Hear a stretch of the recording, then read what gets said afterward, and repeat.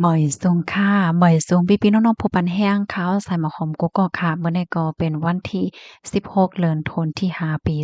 2025ในตอนรายการเฮาค่ะตอนในเดือนเนาะพี่ๆน้องๆเฮาค่ะมาถ่อมด้วยข่าวเหงาที่มีอยู่3ตอนเลยค่ะเนาะอ่อนตั้งเปิ้นได้ด้วยก็เฮามาถ่อมด้วยข่าวเหงาโหในค่ะเนี่ยก็ลอยไฟแตกแถงเหย้าในค่ะ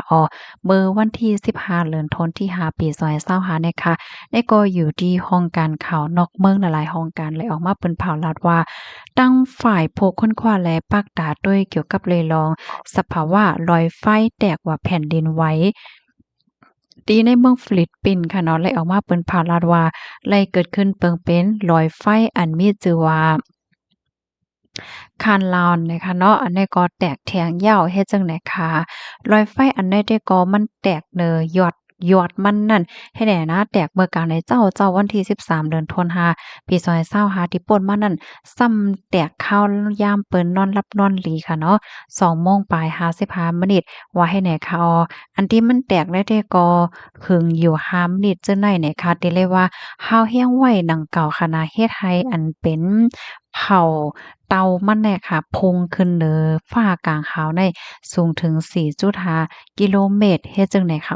ทางฝ่ายภูมิพลพรเขาก็มาเปิ้นเผาปันฟ้างเติ้นถึงปันก้นวันก้นเมืองว่าหะเลสติอายก้องอายกว้านประว่าสุบหนมเขากว่าไหนมันเตจังเป็นเพหะเลใส่พาต้มซบ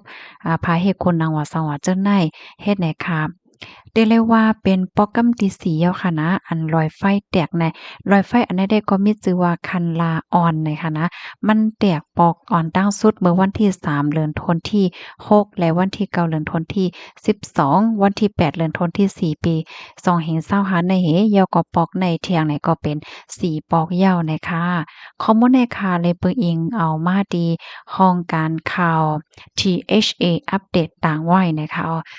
เพราะว่ามาด้วยมือเลียวก็จึงหนังว่าค่ะเนาะเพศสภาวะก็หาวแก้มาลอยไฟก็ใกล้ๆแตกแหนกนะ ก้อยกะว่าลอยไฟอันแตกตีเมืองฟิลิปปินส์ปอกำได้แต่ก็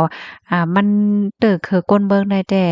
ลองร่วมถ้วยใจลองป้ายอยู่หลีว่าสังว่าเจ้าไหนเฮ็ดให้เขาเมื่อเหลียวตั้งฝ่ายเจ้าหน้าที่ภูมิพลพรเขาก็ตึกสืบปักตาด้วยแทงลอยไฟหลายๆตีหลายๆตั้งอยู่เฮ็ดให้ค่ะนะ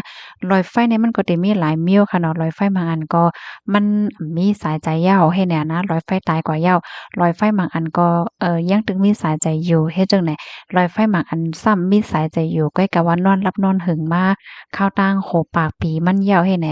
เหมือนหนังลอยไฟอันที่เฮาถอมอยู่มื้อเร็วได้ค่ะนะมันเป็นลอยไฟที่ใกล้ๆแตกกำนั้นแลพรต้มย้อนมันมีอยู่มันกล้วยมันบ่มีน้ำแห้งกะหือบ่เป็นลอยไฟที่นอนรับหึงอ่านโหปากปีมันยาวในบ่มันแตกได้ว่ามันได้ยามหนาจังได๋ค่ะ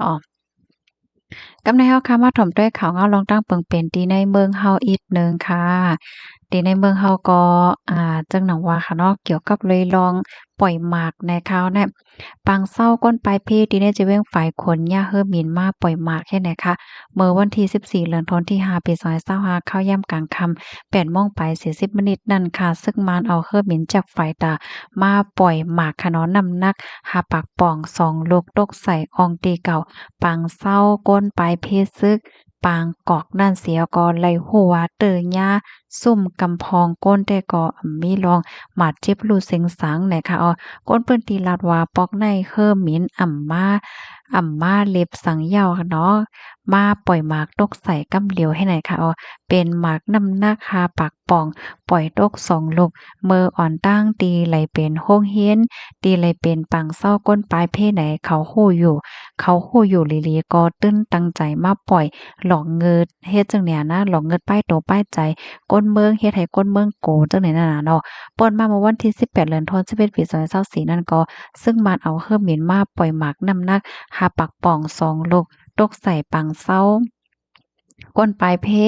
ปางเกาะก้อยหนังเก่าค่ะมื้อนั้นก็จากหมากตกเตอญ่านางยิ่งอายุ40ปลายก็หนึ่งได้รู้เสียงหมาเจ็บกว่านะคะมื้อนั้นหนังเก่าค่ะป่นมาวันที่5เดือนธันวันที่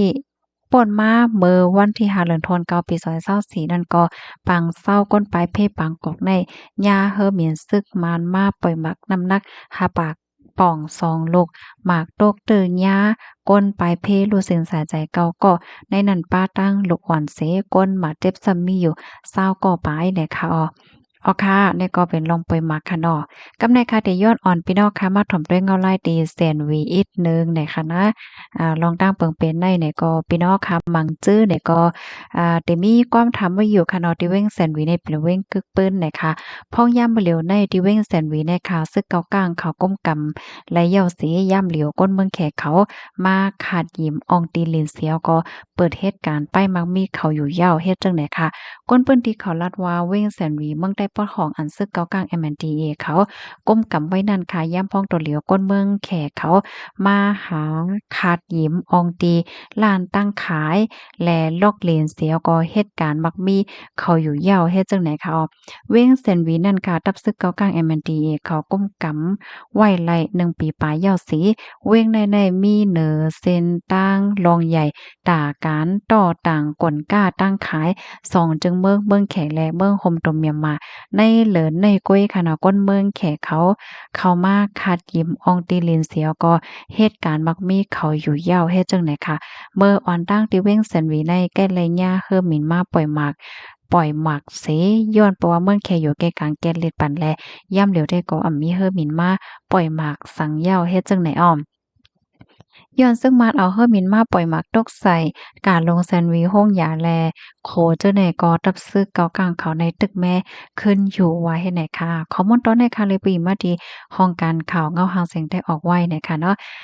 เว้งแซนด์วิชในเป็นเว้งเจ้าฟ้าค่ะเนาะเว้งคนสั่งต้นฮงเจ้าแม่นค่ะเป็นเว้งกึกปึ้นใต้เฮาค่ะเป็นเว้งซื่อเสียงใหญ่ลื่นหลังลงก็วาลายค่ะนะก้อยกะว่าพ่องย่ามมื้อเหลียวในได้ก็ เป็นไว้จั่งไหนเป็นกว่าจั่งใดยาวได้ค่ะพี่น้องค่ะหันถึงจึงหือพองค่ะนั้นกดตั้งหันถึงจอยลาดปันมาอีกหนึ่งจ่องเลยค่ะเนาะกำในค่ะได้ย้อนอ่อนเอาพี่น้องค่ะมาถ่อมด้วยขันค่ำอีกหนึ่งเนี่ยค่ะเนาะวงวังเนี่ยก็เฮาค่ะได้หันเลยว่าขันค่ำในขึ้นโลงยาวในน้ำก้อยกะว่ายังตึกกายอยู่ค่ะเพราะว่าเป็นคำแตงค่ะเนาะเฮาค่ะกอดซื้อ1หวานน่ะเต็นเลยปันอยู่51,000ปากปลาย50บาทค่ะเพราะว่ากว่าขายซ้ำ50,000ปลาย50บาทนะคะคำหางเคิงค่ะเพราะว่าเฮาค่ะกว่าซื้อ50,000เก้าปาก50เพราะว่ากว่าขายซ้ำ49,000เฮง1ปาก48ว่าเฮ็ดจั่งใดคะอ๋อนี่ก็เป็นคันค่ำในวันมื้อนี้ค่ะยินโจมใหญ่นำถึงพี่น้องค่ะกูก็ที่รับถอมปันแห้งค่ะย้อนให้อยู่หลีกินหวานและรอดเพกันกูก็ค่ะเนาะอ๋อค่ะหมอยซุงค่ะ